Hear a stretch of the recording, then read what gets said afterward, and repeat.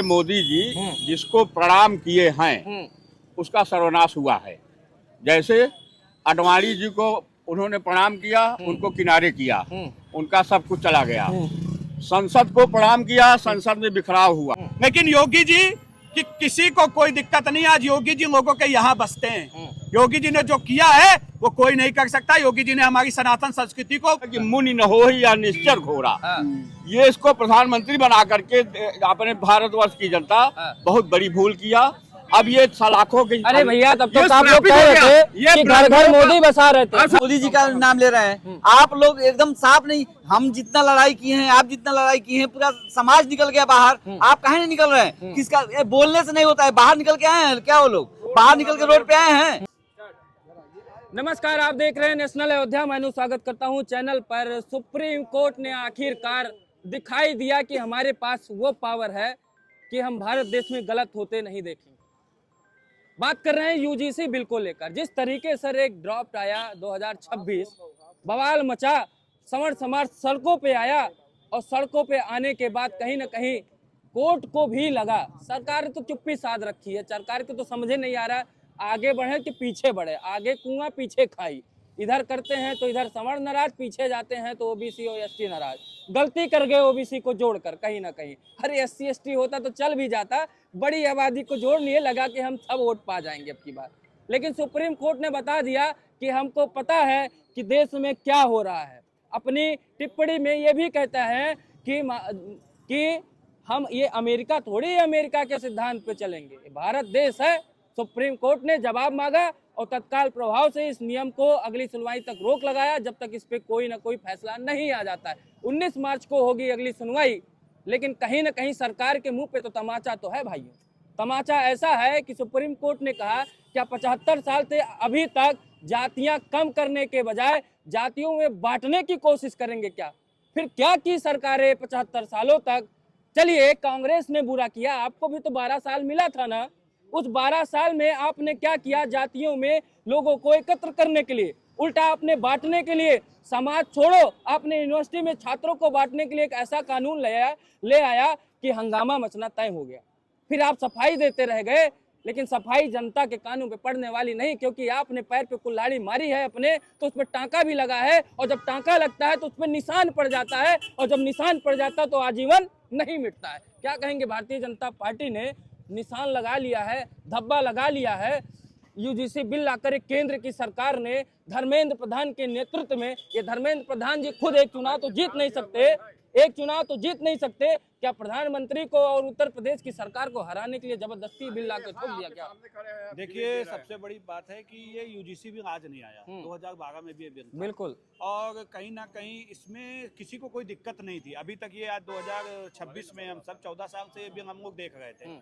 लेकिन कहीं ना कहीं जो आज एक हम लोग ने देखा, उस बिल के अंदर जो प्रावधान थे उसको हटाने की कोई जरूरत हम लोगों के अनुसार नहीं थी, क्योंकि हमारा समाज आज हम लोग सब खड़े हैं।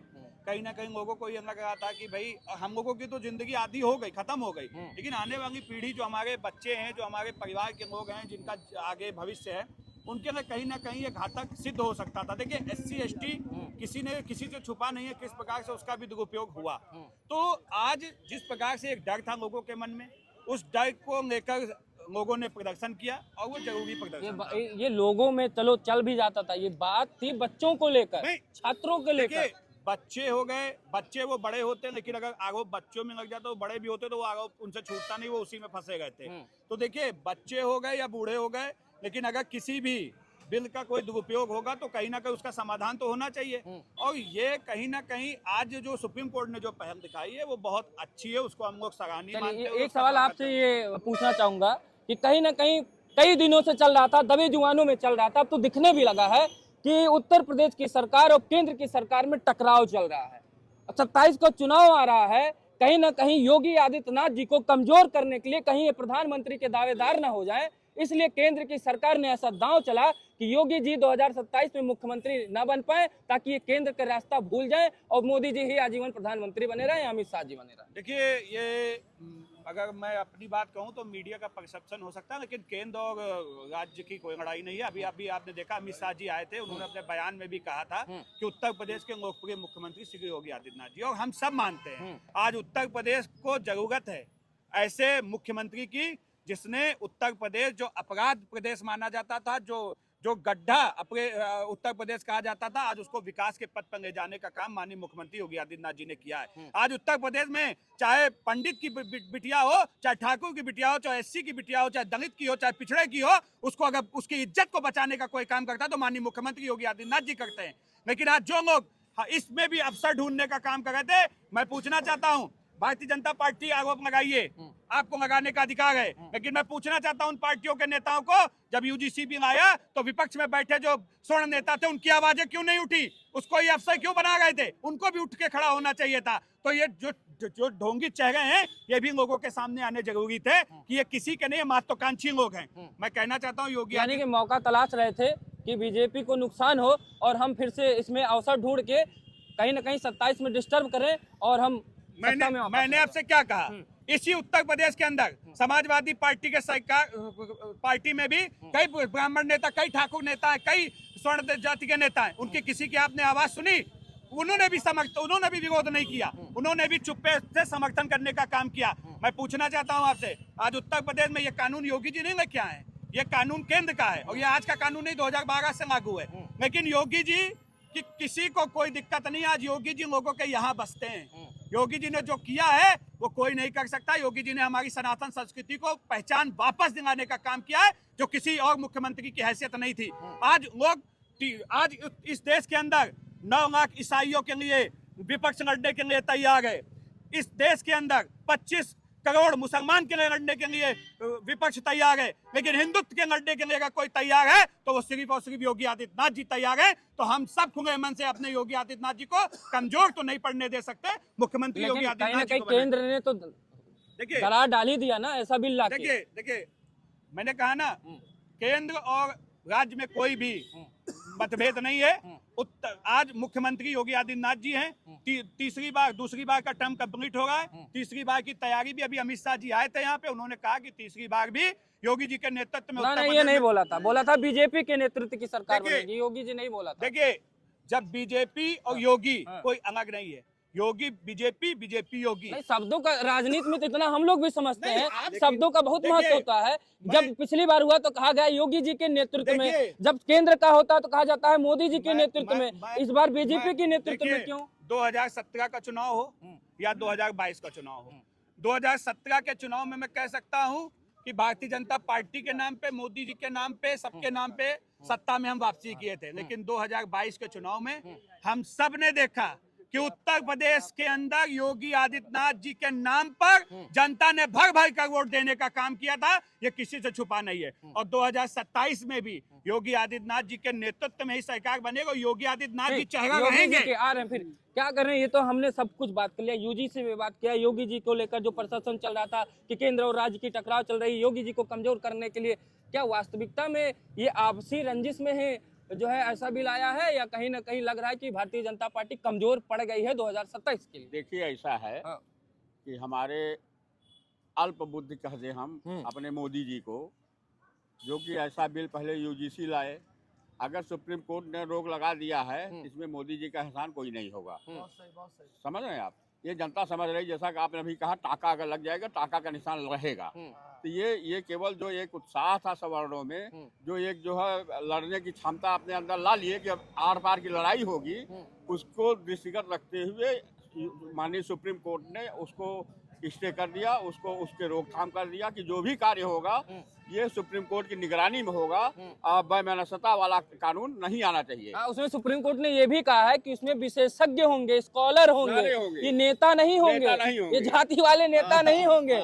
जैसे नेता बैठ गए थे, अब गिना रहे गिना क्या रहे हैं, इसमें 8 ब्राह्मण थे, इसमें इतने ठाकुर थे, इसमें इतने बनिया थे, इसमें इतने एससी थे, यानी कि ये सवर्णों ने ही बिल लाया अपने खिलाफ। अब बताया जा रहा है ये, अब कांग्रेस भी सफाई फिरती दे रही कि हमने 2 क्लॉज दिया था, उसको तो जोड़े ही नहीं इन्होंने। देखिए वो सब अब छोड़िए, मैं सिर्फ एक बात कहूंगा कि हमारे मोदी जी जिसको प्रणाम किए हैं उसका सर्वनाश हुआ है। जैसे आडवाणी जी को उन्होंने प्रणाम किया, उनको किनारे किया, उनका सब कुछ चला गया। संसद को प्रणाम किया, संसद में बिखराव हुआ। संविधान को प्रणाम किया, संविधान बर्बाद हुआ। गंगा माँ को प्रणाम किया, गंगा में कचरा आज तक पानी साफ नहीं हुआ। और क्या नाम से माननीय शंकराचार्य जी को अडानी के उसमें जाकर के पैर छुए, उनको प्रणाम किया, शंकराचार्य को भी बर्बाद किया। तो माननीय मोदी जी जिसको प्रणाम किए उसको बर्बाद हुआ। प्रणाम मत करिए, प्रणाम करिए उनको। नहीं ये जो बहुत बड़ा ये और सुनिए, इस प्रकार से हमारे मोदी जी के ऊपर एकदम फिट चौपाई पड़ती है कि मुनि न हो ही या निश्चर घोड़ा।